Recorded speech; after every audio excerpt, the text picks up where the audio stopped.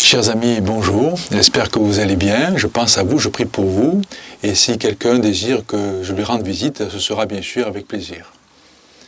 J'espère aussi que vous avez médité le passage de l'Évangile de ce 33e dimanche du temps ordinaire. Aujourd'hui, nous allons parler de la foi et de la confiance. Et vous savez, c'est le même mot, dans confiance, on retrouve la racine latine fides, la foi, et donc la confiance est tout simplement avoir foi en quelqu'un. Et c'est grâce à elle, grâce à la confiance, qu'on devient amis. Lorsqu'on travaille ensemble, lorsqu'on a des moments difficiles, et qu'il faut se soutenir les uns les autres, que l'on avance ensemble, qu'on grandit ensemble, eh bien on apprend à se faire confiance. Et on voit aussi à qui on peut faire confiance. Et à force de confiance, petit à petit, la confiance devient fidélité, et la fidélité devient une amitié, forte, solide, nourrissante. Et bien pour la foi en Dieu, bien sûr, c'est pareil. Dans la parabole d'aujourd'hui, on voit ce maître, qui représente le Seigneur, ce maître plein de confiance et de générosité qui, avant de partir en voyage, eh bien, confie tous ses biens, c'est pas rien, hein, tous ses biens, ce qu'il a de plus précieux, il le confie à ses serviteurs. Et quand le maître va revenir de voyage, il sera heureux, non pas de retrouver ses biens et son argent, mais de trouver la confiance de ses bons serviteurs qui sont devenus, à force de confiance, pour lui, des amis, ses amis.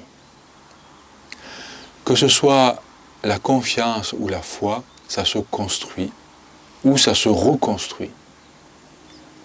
Il y a quelques années, il y avait eu une enquête sur plus de 1000 paroisses très différentes qui avait fait apparaître, cette enquête avait fait apparaître que dans toutes les communautés qui étaient en bonne santé, vivantes, ferventes, qui portaient du fruit, eh bien, il y avait 8 critères de qualité. Et dans ces 8 critères de qualité, il y a la relation amicale, les relations amicales là, dans la vie fraternelle.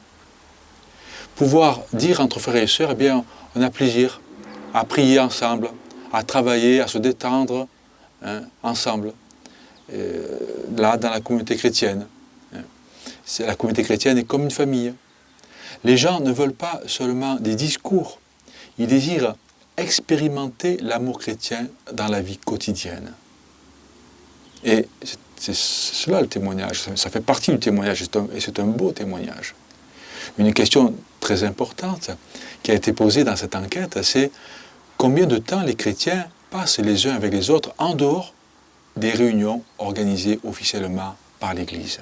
Combien de temps s'invitent-ils à prendre un repas, une tasse de café, à sortir, etc. Posons-nous cette question très importante, malgré ce confinement que nous vivons, que nous subissons. La confiance ou la foi, ce n'est pas de la naïveté, comme certains disent. Il faut le dire et le redire. Non, la naïveté, c'est lorsque on ne connaît pas quelqu'un, alors on va se faire avoir. La confiance, au contraire, c'est apprendre à se connaître dans une relation d'amitié. On peut dire, j'ai confiance en toi parce que je te connais. La foi, c'est pareil. On apprend à connaître le Seigneur, sauf que là, dans la foi, eh bien, c'est Dieu lui-même qui nous communique cette confiance, cette foi, qui nous donne vraiment son Saint-Esprit, qui nous éclaire. Dieu se donne à connaître. Pourtant, un des serviteurs dans la parabole d'aujourd'hui, eh bien, n'a pas été digne de cette confiance. Alors pourquoi? Eh bien, ce n'est pas parce qu'il a trahi le maître ou ses frères, c'est que simplement, il a voulu rester dans son état de serviteur. Il n'a pas voulu rentrer dans cette relation de confiance. Il est resté au niveau du travail, de l'efficacité, de la réussite, et il a eu peur, il a douté. Peut-être de lui, mais en tout cas de son maître. Et là, eh bien, c'est vrai, cette confiance lui avait été donnée, mais il n'a pas accueilli.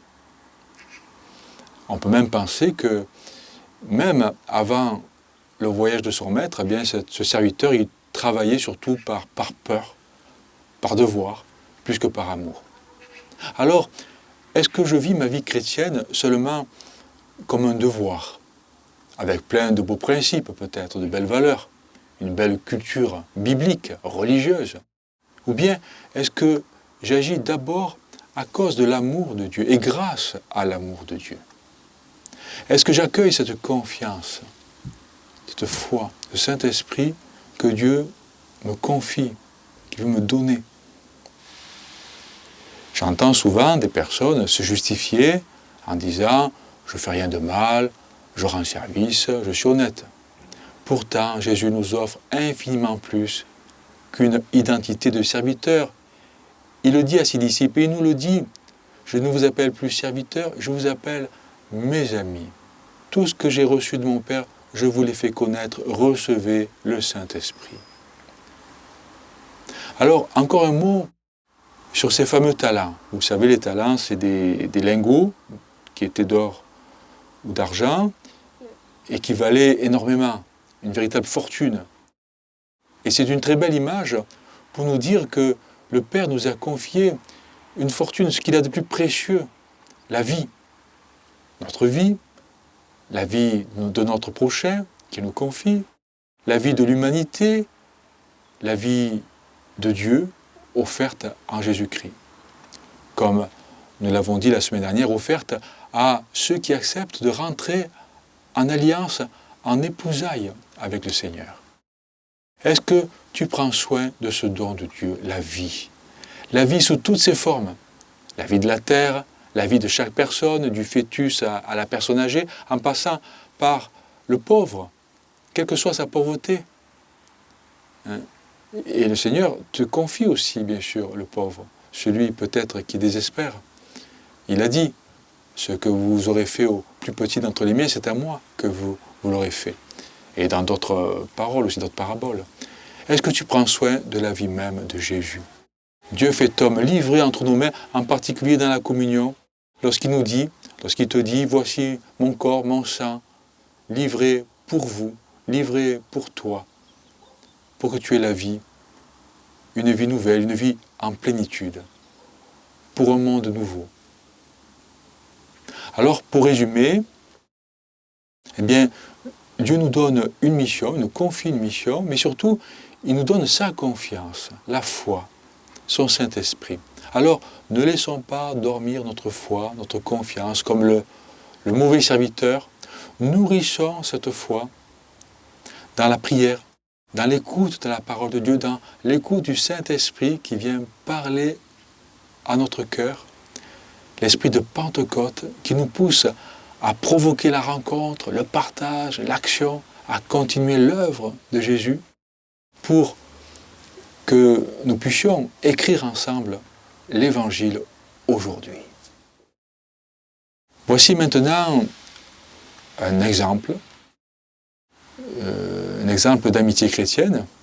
Alors vous trouverez aussi dans le prochain numéro de Confluence, dans notre paroisse, plusieurs exemples aussi, plusieurs témoignages de belles fraternités qui sont vécues ici ou pas loin, là localement. Et aujourd'hui, puisque c'est aussi la journée des pauvres, pour les pauvres, eh bien c'est une belle initiative, très belle initiative. Il s'agit de l'Association pour l'amitié, APA. C'est plus de 200 personnes sur Paris qui ont décidé de vivre en colocation solidaire, là, entre personnes sans domicile fixe et jeunes professionnels. Ensemble, ils apprennent la confiance et l'amitié. Alors on peut avoir aussi plein d'autres initiatives, mais dans tous les cas, il faut quand même se bouger, se laisser bousculer, bien sûr, sans rester dans son cocon. Sinon, ça ne sera pas possible. Devant les écrans, simplement, ça ne sera pas possible.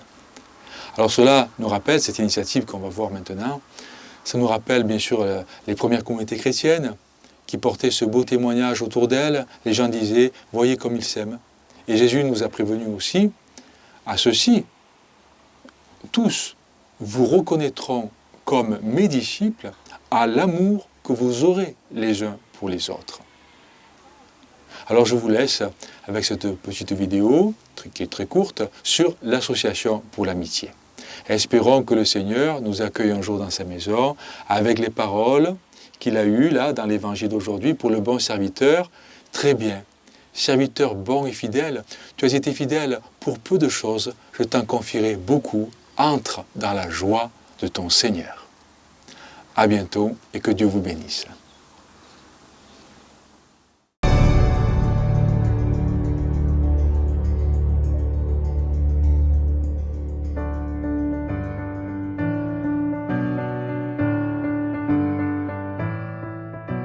Papa, pour moi, aujourd'hui, c'est la maison. C'est quelque chose qui m'aide tous les jours à me reconstruire. Donc je vais mieux, c'est clair. Tout n'est pas réglé, mais voilà, ça me prend chemin. Il ne manque plus que le travail et je dis merci parce que je pense que je finirai par le trouver. Grâce aussi à la part. Avec tous les colloques que j'ai eus, je pense qu'il y en a certains avec qui on a des très fortes affinités et je pense qu'il y en a qui sont vraiment devenus des très bons amis et avec tous on a cette relation d'amitié au sens du Christ qui nous dit aimez-vous les uns les autres. Vivre à La Paz, ça m'a fait vraiment grandir. Ça m'a appris des choses sur moi, ça m'a, je dirais, poussé dans mes limites, ça m'a fait me dépasser. Il y a eu des difficultés, certes, mais à chaque fois, la joie l'emportait.